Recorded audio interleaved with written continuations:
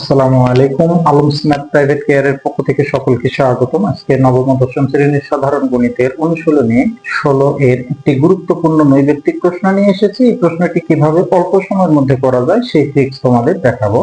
তো বন্ধুরা দেখো, এখানে একটি রম্বসের একটি কর্ণ দেওয়া আছে আর ক্ষেত্রফল দেওয়া আছে। তাহলে এখান থেকে আমাদের অপর কর্ণটা আমরা কিভাবে বের করে নিতে পারি? তাহলে বন্ধুরা দেখো, এইটা একটা কর্ণকে আমরা এ ধরলাম, আর এখানে যে অপর কর্ণটা আছে এখানে আমরা বি ধরলাম, আর এখানে আমাদের ক্ষেত্রফল কি জানা আছে। তো আমরা জানি রম্বসের ক্ষেত্রফলের সূত্র কি, হাফ গুণন কর্ণদ্বয়ের গুণফল, অর্থাৎ এ গুণন বি ইকুয়াল কত, এখানে আছে 40।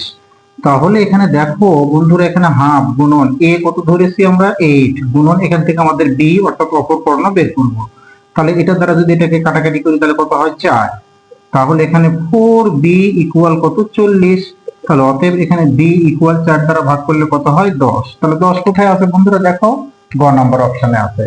আশা করি এই সঠিক নৈর্ব্যক্তিকটি তোমরা সবাই বুঝতে পেরেছো। যদি কারো কোনো সমস্যা থেকে থাকে তাহলে অবশ্যই কমেন্টে জানাবে, পরবর্তীতে তার সমাধান করে দেওয়ার চেষ্টা করব।